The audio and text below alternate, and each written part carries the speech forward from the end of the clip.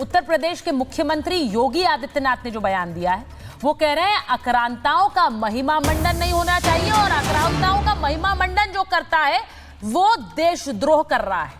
ये देशद्रोह के जैसा है। देश ऐसे देशद्रोहियों को स्वीकार नहीं कर सकता है। महापुरुषों का सम्मान हर नागरिक का दायित्व है। मैं एक बार जरा योगी आदित्यनाथ का ये बयान सुनाना चाह रही हूं, जो कि कह रहे हैं औरंगजेब प्रेम इज इक्वल टू देशद्रोह। सुनिए जरा। किसी भी आक्रांता को महिमा मंडन नहीं करना चाहिए। आक्रांता का महिमा मंडन का मतलब देशद्रोह की नींव को पुख्ता करना, और स्वतंत्र भारत ऐसे किसी देशद्रोही को स्वीकार नहीं कर सकता है। स्वतंत्र भारत किसी ऐसे देशद्रोही को स्वीकार नहीं कर सकता है। अब हर्षवर्धन जी, मैं आपके पास आ रही हूं। योगी आदित्यनाथ के इस बयान को आप कैसे देखते हैं? क्योंकि हम जानते हैं कि जो हिंसा हुई उसके परिप्रेक्ष्य में उसको इस औरंगजेब को लेकर जो हंगामा हुआ, उसकी कब्र को हटाने को लेकर, मजार को हटाने को लेकर जो बयान हुए, उसके बाद ये पूरी हिंसा भड़की, ऐसा कहा जाता है। अब आप योगी आदित्यनाथ के बयान को कैसे ले रहे हैं? क्या औरंगजेब प्रेम इज इक्वल टू देशद्रोह? नहीं, मतलब मुझे नहीं समझ में आता कि इस पर कोई चर्चा विवाद के तौर पर क्यों होनी चाहिए। इस पर चर्चा तो ये होनी चाहिए कि हाँ, अगर कोई इस देश में, इस देश की संस्कृति पर जिसने हमला किया, जो एक क्रूर आक्रांता के तौर पर जाना जाता है, उसकी विरासत की बात कैसे कोई कर सकता है? तो जाहिर है, अगर ऐसे क्रूर आतंकी व्यक्ति के साथ कोई अपना रिश्ता जोड़ रहा है तो वो देशद्रोह जैसा ही। दुर्भाग्य ये है कि आज तक अबू आजमी पर समाजवादी पार्टी ने कोई कार्रवाई नहीं की। हर किसी को याद आ रहा है कि भाई क्यों विश्व हिंदू परिषद और बजरंग दल ऐसा प्रदर्शन करते हैं। अब तो फहीम शेख पकड़ा गया है, अब वो जो घटनाएं सामने आ रही हैं वो पकड़े जाएंगे और उनके खिलाफ कार्रवाई भी ठीक से होगी, क्योंकि देवेंद्र फडणवीस जरा सा भी कमजोरी करेंगे मुझे नहीं लगता है। लेकिन सवाल ये है कि क्या राजनीतिक दल इतने गंभीर मसले पर राजनीति छोड़कर मूल मुद्दे पर जाने को तैयार हैं?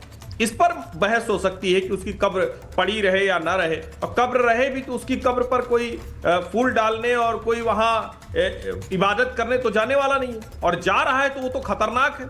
ऐसे में ये मांग अगर उठ रही है कि उसकी कब्र नहीं होनी चाहिए, कोई कहता है कि उसके जो भी पाप हैं, उसने जो जो आतंक मचाया है, जिसने जितने मंदिर तोड़े हैं, जितने टैक्स लगाए, जितने गैर मुसलमानों और मुसलमानों के साथ भी जो अत्याचार किए, उसकी फहरिस्त डाल दीजिए, तो इस पर बहस हो सकती है। लेकिन जो औरंगजेब के साथ खड़ा है वो देश विरोधी है, इसमें तो बहस नहीं होनी चाहिए। तो योगी आदित्यनाथ बिल्कुल दुरुस्त बात कह रहे हैं। और मुझे लगता है कि नागपुर में जिस तरह से ये कोशिश की गई है, वहां राष्ट्रीय स्वयंसेवक संघ का मुख्यालय है, वहां भी प्रधानमंत्री नरेंद्र मोदी जाने वाले हैं, इसका सीधा सा मतलब हुआ कि ये सब जानबूझकर ये किया गया है। और ये देवेंद्र फडणवीस सरकार की जिम्मेदारी है कि जितने भी इसमें जो आरोपी दिख रहे हैं, जो दोषी होने की तरफ हैं, उन सब के खिलाफ कानूनी दायरे में कड़ी से कड़ी कार्रवाई हो कि दोबारा ऐसे कोई हिंदू मुसलमान के बीच में अशांति न कर सके। इस तरह से चुन चुन कर जो वहां निशाना बनाया गया वो दोबारा ना हो सके। आपने जो बात कही है फराज साहब, मैं आपसे पूछ रही हूं, जो लोग वहां पर ये हिंसा कर रहे थे, जो लोग वहां पर औरंगजेब को लेकर नारे लगा रहे थे, हमने देखा वो भीड़ कैसे हिंसक भीड़ में तब्दील हो गई, क्या उन्हें देशद्रोही कहने का मादा रखते हैं आप?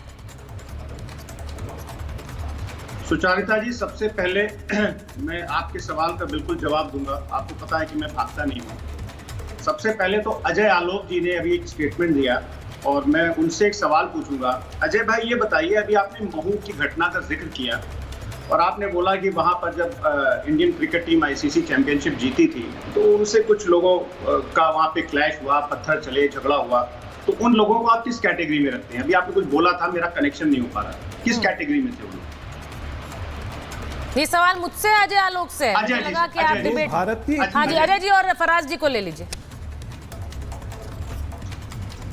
नहीं, फराज जी को मैं ये बता देता हूँ कि मऊ की जो घटना थी जिसमें इंडिया के सेलिब्रेटिंग टीम पे पत्थर चलाए गए और मस्जिद के सामने से चलाए गए और नाराए तदबीर मस्जिद के अंदर पत्थर रखा गया, ऐसे लोग को देशद्रोही में नहीं कहूँगा। ये देशद्रोही से भी 4 कदम आगे की चीज़ है।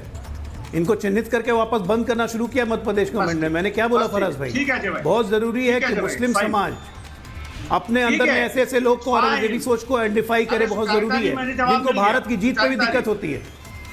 अरे सुचारिता जी सुनिए तो, अब सुनिए तो, आप सुनिए अजय जी, सुनिए। उसी मध्य प्रदेश में देवास में, ये द हिंदू की खबर है, मैं आपको डेट बता दे रहा हूं, 13 मार्च 2025। उसी मध्य प्रदेश में देवास में जब Indian cricket team ICC championship जीती थी, तो नेशनलिज्म की को धार बना करके कुछ लोग वहां पर सेलिब्रेट कर रहे थे। बहुत अच्छी बात है। और उन लोगों ने अजय जी पुलिस के ऊपर हमला किया, कोतवाल को लगभग मारपीट की और पुलिस ने 9 लोगों के ऊपर मुकदमा दर्ज किया। और 2 लाइन में आपको पढ़ा करके बता दूं कि 9 people were arrested for creating rucks and clashing with the police personnel while celebrating India's victory in the ICC Championship Trophy on Sunday। तो पुलिस ने इन लोगों को गिरफ्तार किया, जो लोग वहां पर हुल्लड़ कर रहे थे, जो लोग पुलिस से झगड़ा कर रहे थे। तो ये पुलिस भी वहां की देशद्रोही है क्या? अजय जी जवाब दीजिए इस बात का। मतलब अगर इंडियन क्रिकेट टीम जीती, सेलिब्रेट करने और हुड़दंग मचाने में अंतर है। सहारनपुर में भी बात को डाइवर्ट मत कीजिए। आप डाइवर्ट मत कर रहे हैं, डिबेट पूरा डाइवर्ट करने की कोशिश कर रहे हैं। मैं आपका मकसद समझ रहा हूं, मैं आपका मकसद फराज भाई बहुत अच्छे से समझ रहा हूं। लीपापोती चालू हो गई। सुचरिता जी लीपापोती हो रही है, क्योंकि यही हरकत सहारनपुर में हुई थी, वहां भी पुलिस ने अरेस्ट किया था। मैंने एक बड़ा सिंपल सा सवाल पूछा, इंतजार कर रहे हैं। नहीं फराज साहब, मैंने ये कहा कि क्या ये जो भीड़ वहां पर हिंसा फैला रही थी, इन्हें देशद्रोही कहने का मादा आप रखते हैं?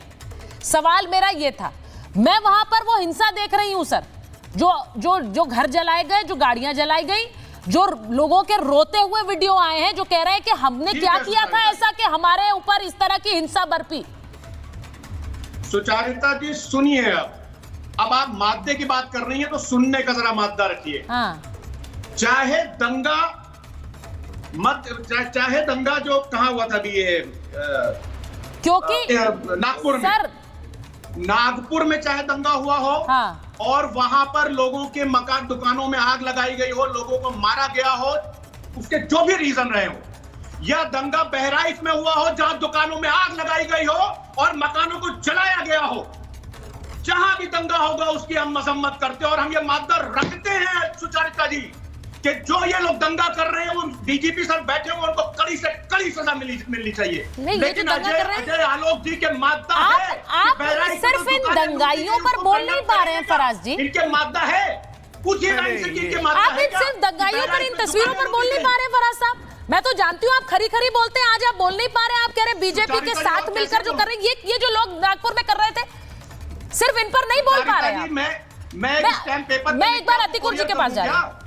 नहीं, आप ये बोल रहे हैं जो बीजेपी के साथ मिलकर कर रहे हैं। मैं सिर्फ ये पूछ रही हूँ कि जो दंगा कर रहे हैं, जिन्होंने गाड़ियां जलाई, अतिकुर साहब जिन्होंने गाड़ियां जलाई, उसमें मैंने कहा कि जिस तरह के सोशल मीडिया अकाउंट्स आए हैं अतिकुर साहब, शर्मनाक हैं जो बातें कही गई। जो लोग इस तरह के अकाउंट्स को फॉलो करते हैं, इनको प्रोपोगेट करते हैं, आगे दूसरों को फॉरवर्ड करते हैं, ये क्या मानसिकता है? अपने भारतीयों को गाली दे रहे हैं बाहर बैठे लोग, और ये लोग वाहवाही कर रहे हैं।